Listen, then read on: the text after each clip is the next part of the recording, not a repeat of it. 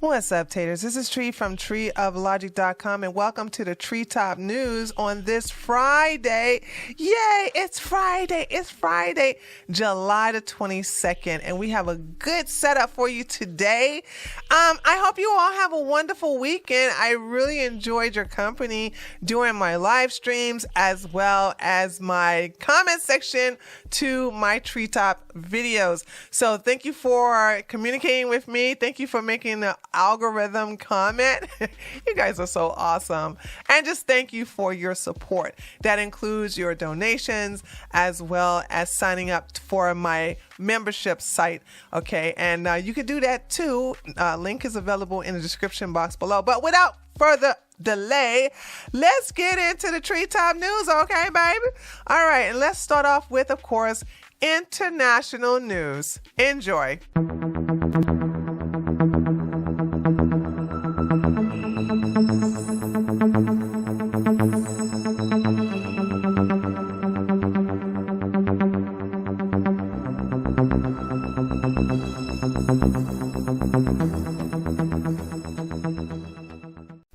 Okay, taters, let's start off with Israel. I must admit, I hope we have something like this in America, but I doubt it.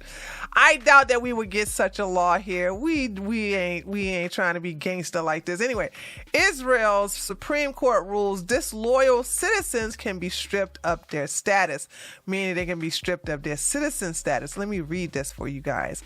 Israeli Supreme Court ruled on Thursday that the state can revoke the citizenship of people who carry out actions that constitute a breach of trust against the state, including terrorism, espionage, or treason. The reason addressed a 2008 citizenship law in Israel that gives the state authority to revoke citizenship based on actions that constitute a breach of loyalty.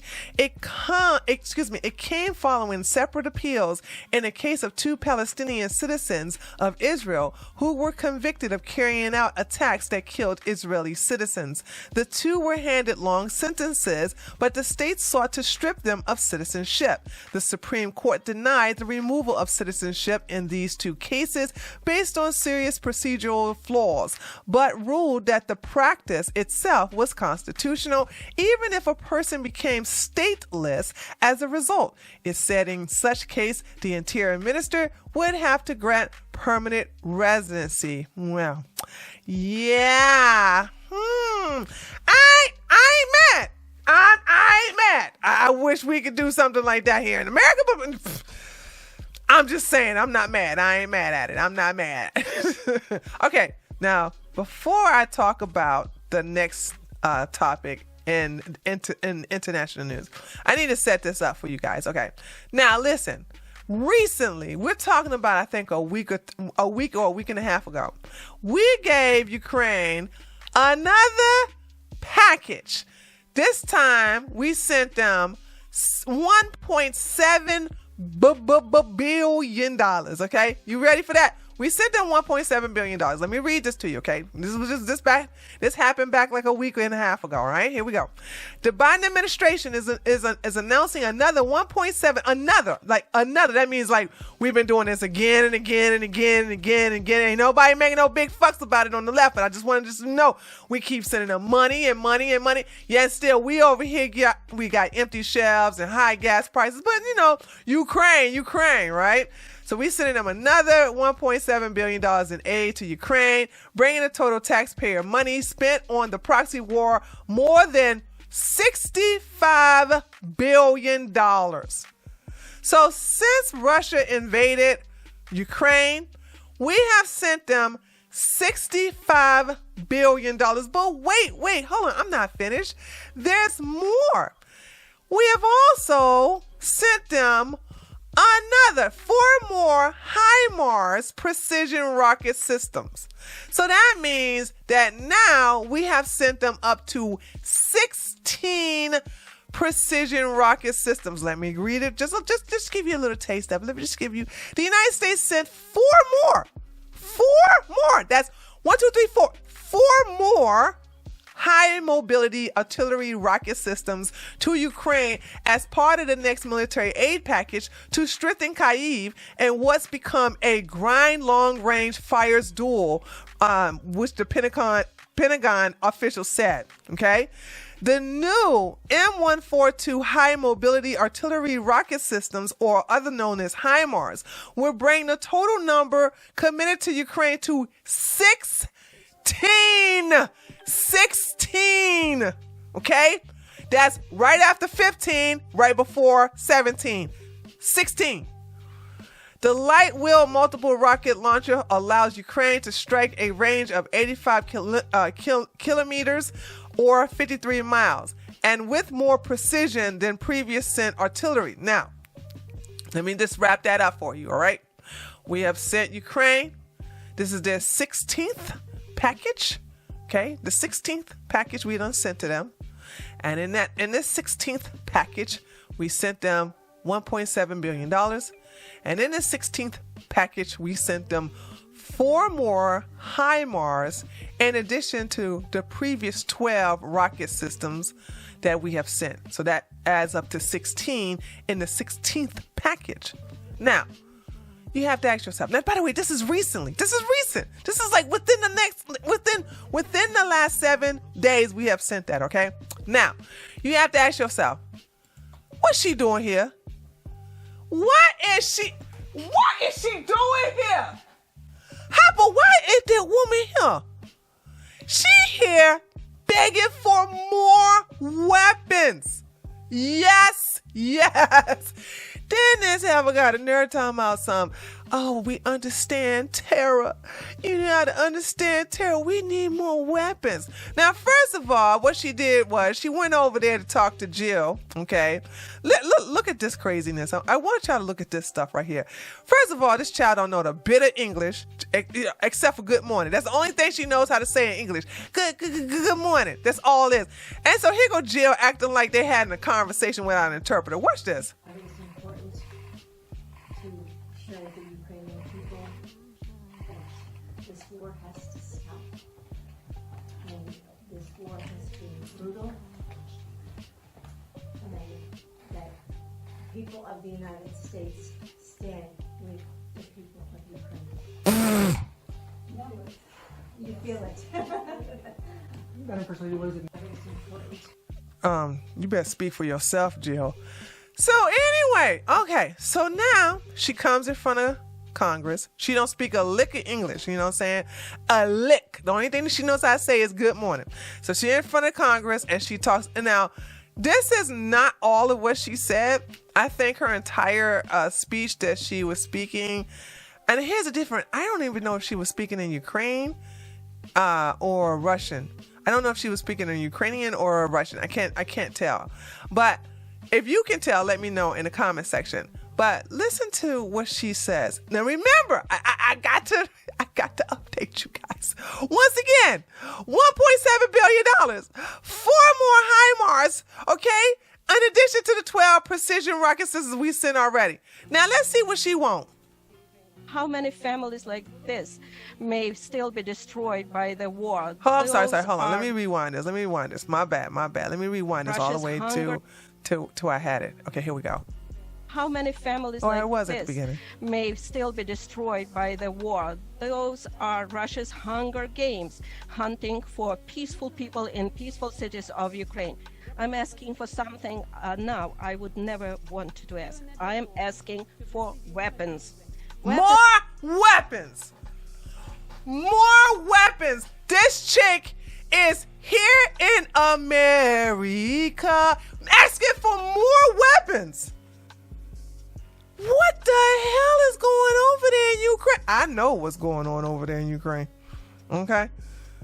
Okay, Russia making all their daggone weapons go disappear. If it's not in the black market, if it's not being destroyed or confiscated by Russians, I don't know. That's what's going on. So how is all this winning and y'all keep doing all this begging? Make that make sense. Make that make sense, please.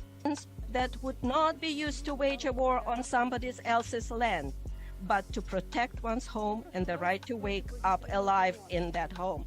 I'm asking for air defense systems in order for rockets not to kill children in their stroller. Oh yeah, they got to put the children in there.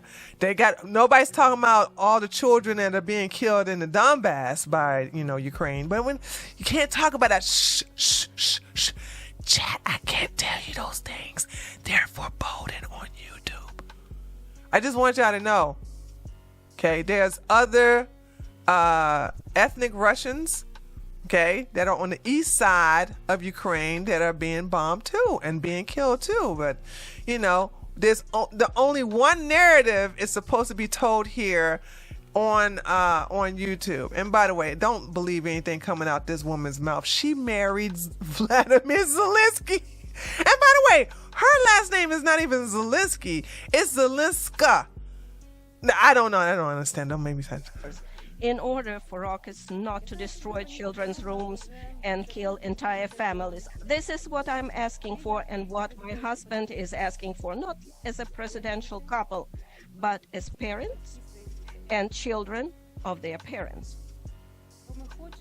Because we want every father and every mother to be able to tell their child, go to sleep peacefully. There will be no more airstrikes, no more missile strikes. Is this too much to wish for? You tell me, is it too much to wish for the children in the Donbass? What about, I think how you pronounce it, Zechariah? I'm so sorry, guys. I could be butchering these names in Ukraine.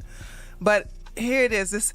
Anytime somebody invoke children, they're trying to pull your heartstrings. I just want y'all to understand that, okay? So my question, and I'm asking questions. That's all I'm doing. I'm asking questions. When is the cutoff date? When is the cutoff? When do we cut them off? Meaning, listen, we ain't got no more money to give y'all, no more weapons. When do they tap out? When do we tap out? And when do we put America first in front of Ukraine? I'm just asking questions. Just asking questions, okay? All right, and last news for international news is it's Mario, okay? The Mario had to resign from Italy. Yes, Mario, he's still a superhero, but the Super Mario had to resign, Somebody eat his spaghetti. Italian PM Mario Draghi officially resigns, becomes fifth leader to abandon ship as governments around the world begin to collapse under the weight of the Great Reset. Dun, dun, dun. All right, ladies and gentlemen, that concludes international news. Let's move on to national and local news.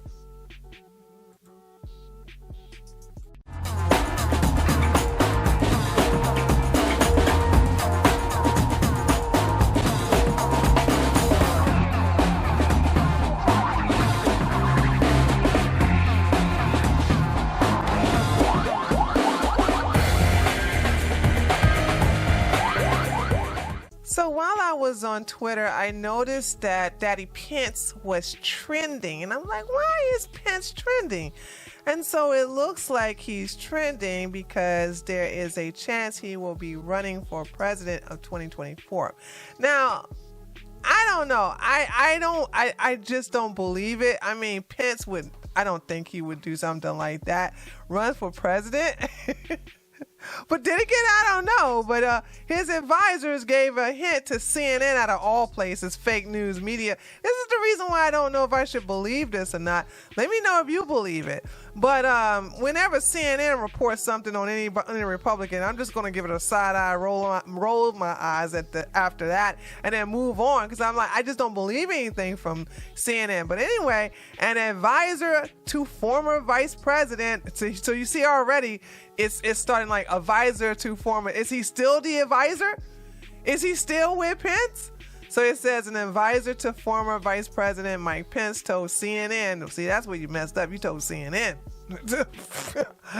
I have already tuned out. So anyway, told CNN this past Wednesday that Pence has aspirations. Look how they put aspirations in quotations to run for president, stoking further speculations about a 2024 presidential election bid. Yeah.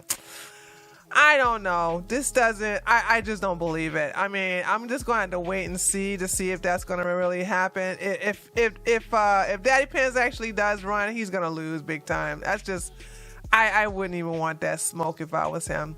But let me tell you who I do wish was running, but more likely if he's not, which he's not, because he said he's not. DeSantis specifically said he is not running for president in 2024.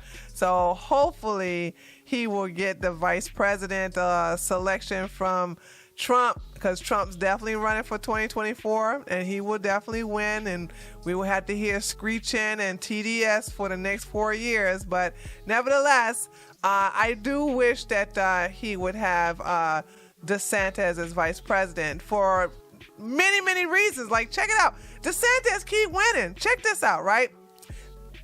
DeSantis taps into federal COVID relief fund to send help to 60,000 Floridian families. Now look at that. Gavin Newsom ain't doing that. Okay. Yeah, no. Eric Adams ain't gonna do that. Even Abbott ain't doing this. All right. Look at what DeSantis doing. Florida Governor DeSantis has announced plans to send $450 per child checks to low-income families living in the state to help them offset the rising inflation. Now, isn't that something?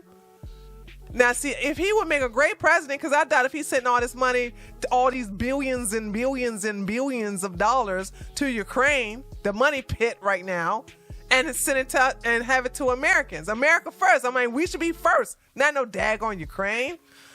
The money comes from the state $1 billion American Rescue Plan, and DeSantis admin expects to spend around $35.5 million on relief checks.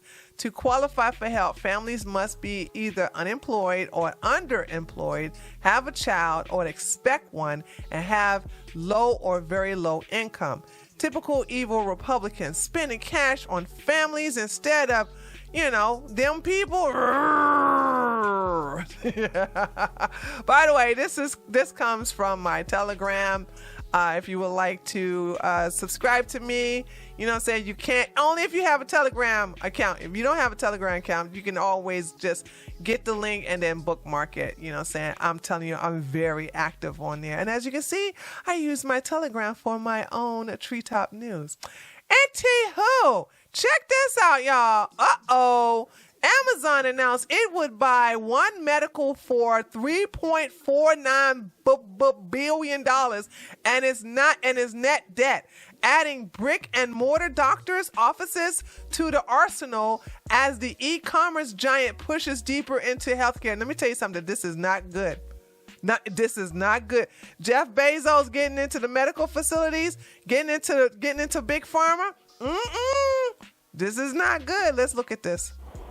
Amazon announced on Thursday that it's buying primary care company One Medical in a deal worth $3.9 billion. The deal, which includes debt, would add brick-and-mortar doctors' offices to the e-commerce giant's arsenal, marking a dramatic expansion of Amazon's healthcare ambitions. In a statement, the senior vice president of Amazon Health Services said, quote, "Healthcare is high on the list of experiences that need reinvention." One Medical, a primary care provider that offers both telemedicine services and options to meet doctors in person, counts Airbnb and Alphabet's Google as customers. Currently, Amazon offers virtual care services under the Amazon Care brand. Shares of Amazon were up 0.5% in morning trading, while shares of One Life Healthcare, One Medical's parent company, soared almost 70%. Wow. Amazon announced okay. Yeah. Follow the money, ladies and gentlemen. Follow the money. I mean, if you guys don't see where this is going, well, maybe you don't. I mean, maybe we have to break it down to you, though. But if you don't, let me know, and I'll break it down to you on one of my Sunday or Wednesday videos. Okay. So anyway, here's Jill Biden gets heckled. Not actually. I can't even say this is a heckling. She actually just get clowned. And by somebody saying that your husband is the worst president we ever had. She go, thank you. Thank you. I know he's awful, isn't he? Watch this, watch this, watch this, watch this. Your husband's the worst president we've ever had. You owe us gas money. You owe us gas money. You owe us gas money.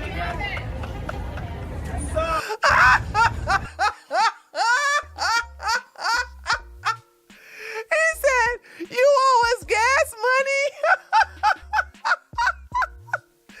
Your husband is the worst president we ever had. She goes, thank you. Thank you. And then he goes, you owe us gas money. You owe us gas money. But hold on. Watch the Secret Service agent look right into the camera afterwards. I want you to watch towards the end. He looked right at the camera like, please pity me. Please pity me. Okay, let's listen to this again. Your husband's the worst president we've ever had. You owe us gas money. You owe us gas money. You owe us gas money. Look, he like, look. Can you believe this? She said, thank you. Can you believe it? Did you get that? Did you record that? She said, thank you. Like an idiot. Did this woman get a new fabric from Walmart? Daggone it, dude. I don't know about y'all, but I sure miss some Melania. I miss looking at the queen. I gotta sit up here and look at this woman in these flowery grandmama dresses on. It looked like a tablecloth. I mean, it does. It really looks like some curtains. She came out looking like this. Whew. Okay, woo-saw. All right. Van Jones finally tell everybody the truth in reference to black folks. You all should have probably heard this already, but let's play it again. And I think for African-American voters in particular, there's a special heartbreak because, first of all, the pain is more intense. The rising gas prices, food prices, it's really walloped the black community in a particular way. But the hopes were so much higher. And so you have a community that came out in huge numbers in 2018, huge numbers in 2020, expecting things to get a lot better, and instead, economically at least, it didn't come true. It got worse. And so you're going through a summer now of real heartbreak with black voters. The polls show that, and I think Biden's got to take it very seriously. Yeah, but guess what? They're going to still vote for Biden because, where's your... My wife... Oh, man, I should have kept this up like this. Okay, let me move this up. So, you all are probably familiar with this situation. Let me explain it to you, and then we'll go ahead and watch the video.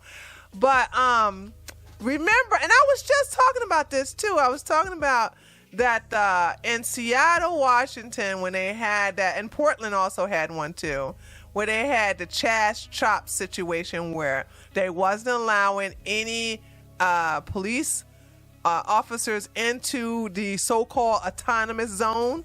They was like, this is a free zone. And so they act like, the mayor and the governor at the time allowed it to happen. And then you had like 4 black teenagers that or maybe young adults. I think one of them was in his early 20s.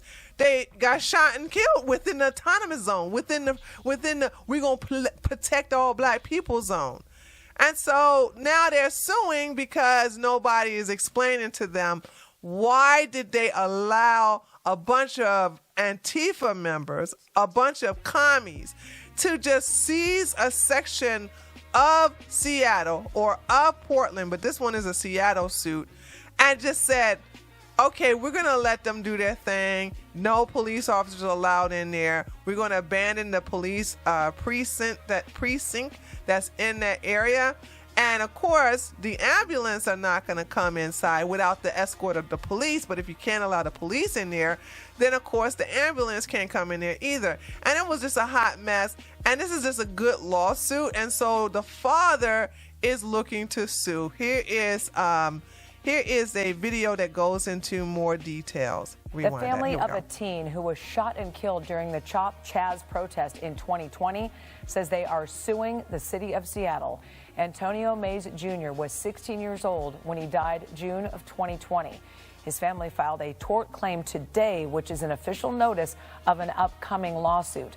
KIRO 7's Kevin Coe talked with May's dad and brings us the story from Capitol Hill. Antonio May Sr. does not mince words when he talks about the death of his son. He believes Antonio Mays Jr. should be alive today, and he says the city of Seattle fell short. At this point, 2 years later, to not hear anything and the phones go silent in the cold case, they're just trying to sweep it under the rug. There's no suspects in custody, and we need answers. The father needs answers, the family needs answers, and the people of Seattle need answers. No arrests have been made since Antonio Mays Jr. was shot and killed in June of 2020 at Seattle's Capitol Hill organized protest zone. I spoke to his father, who lives in California. He and his attorney, Evan O'Shan, say the 16-year-old was in California when he saw the headlines about CHOP. Calling it the summer of love and how they were just, protesting up there and what have you. He was here to participate in something bigger than him, something that was going to change things, that was going to make the world a better place. And he was greeted by this insane situation up on Capitol Hill. O'Shan claims city leadership failed to provide legally obligated emergency services to protesters demonstrating in CHOP. The tort claim filed on Monday does not specify a financial claim. May says he doesn't need it. I had been living my life for my son to give him a head start. What good does it do me to give me an insurmountable amount? The tort claim comes a month after the city of Seattle paid $500,000 to the father of Horace Lorenzo Anderson Jr., a 19-year-old shot and killed in CHOP. The lawsuit accused first responders of being unable or unwilling to enter the CHOP zone. It also claimed Anderson would not have died if he received immediate medical attention. Mays is wondering the same thing about his son. I need answers and I need justice. That's what has not been coming forward. This isn't about money. Reporting in Seattle, Kevin Coe, KIRO 7 News. KIRO 7 reached out to the Seattle City Attorney, City Clerk, and Mayor's office. We are waiting a response to this. But the spokesperson for Seattle City Council got back to us saying they don't typically comment on matters of pending litigation. Okay, so here's what I want to say in reference to this. Okay, this still is a result of bad parenting. The father is not a decent father. That boy left California, went to Seattle, Washington, and he was like, I'm going to go ahead and stay in CHOP. So that's what you're not saying. It's like he allowed his son to leave where he was living and then go live in this commune area with a whole bunch of crazily, mentally unhinged other people and say, I'm going to live in a zone where no police are allowed. Like the dad thought that was a good idea. Now they want to play victim. Now, don't get me wrong. Portland and Seattle, they're both at fault for what has happened. You have allowed some commies to take over a section of your town and say it's theirs. You allow them to play that game, and so therefore you suffer the consequences. All right, let's move on over to okay, now check this out, right? Michigan Senate, now this happened about last month, like the last week of the month of June. So the Michigan Senate approved $100 million incentive for Ford, clearing last legislative hurdle. So Ford got $1 million fine. Now, what did Ford do with all that money? Bam! This is what Ford did with all that money. Ford is about to lay off 8,000 people, okay? They about to get rid of 8,000 jobs because they're about to switch from gas cars to electric vehicles. They get more money, okay? And they said, well, we don't need y'all for these type of vehicles. A lot of these vehicles can be fixed by these robots. And so that's what's happening. Sorry, guys, there's going to be a skip in that part because the daggone my browser crashed and I couldn't I had to like stop and just redo the whole thing. Anyway, I'm not going to record the entire thing again. I'm just going to pick up where I left off, okay? So anyway, they got a $100 million grant, and what they decided to do is they decided to get rid of all the other cars that require gas and strictly devote their time on electric vehicles. Now, you know that is just crazy. So Ford, as of this year, Ford is no longer going to make I think they're going to start in September. They're no longer going to make any vehicles that are going to depend upon gas. That was the dumbest. That's the dumbest thing I have ever heard. But anyway, they get more money and they lay off jobs. Make that make sense. But this is what happens when you allow the Democrats to control the city, when they control the House and control the Senate. Take notes, folks. Take notes. All right. This is a very interesting article, and I will definitely leave a link in the description box below. Have millions been taking antidepressants with harmful side effects for decades when there's no scientific evidence they do what they claim? Some experts have suspected it for years. Now patients have been left reeling by a groundbreaking study. New research showed the theory justifying antidepressants is just a myth. The research confirms what some medical professionals have suspected. Depression, being a chemical imbalance, has been proven to be unfounded. Oof. Oof. All this time, people have been taking these medications that's making them feel crazy, that's making them thinking about, playing in traffic thoughts, you know what I'm saying? Sucking on a Glock type thoughts, and look at what happened. They were taking it for the depression. It looks like it was making it worse, and it wasn't helping at all. Very interesting article. I did read half of it. I thought it was very informative, and I highly suggest you all look at it yourself. And the last news that we're going to have here for local and international news: vasectomy demand is surging post-Roe decision, clinics report. And I would like to give you some background information in reference to this. This is really for liberal men. Yes, hunting. I think it's great that liberal men are having vasectomies, okay? All right? I mean, hey, let me tell you something, all you soy boys, okay? All right, let's just go, you simpies, go over there and get that snip. I highly suggest it. Once again, I'll keep a link to this in the description box below. But a lot of right-wingers, definitely a lot of right-leaning libertarians are not getting the snip. They're like, I'll just make better choices in women's, okay? And if you just basically just leave these daggone liberal women, these progressive women, these crazy demon rats, aka Democrat women alone, you'll be just fine. You know what I'm saying? Anyway, that concludes today's international. That concludes today's national and local news. Now, I'm not going to go to ridiculousness, because as I am recording this video, I had pre-recorded ridiculousness already, and because of the content, YouTube gave it the bad yellow mark.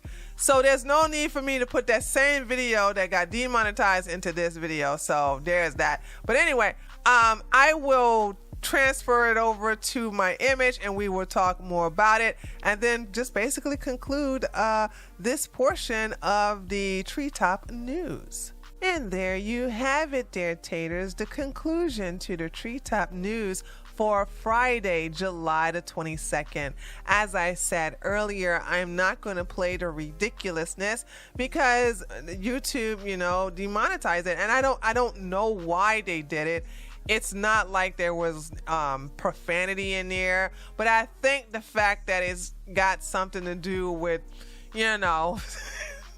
an unhinged person of a certain type of ethnicity, and the judge with a certain type of ethnicity, and then the plaintiff with, the defendant with a certain type of ethnicity.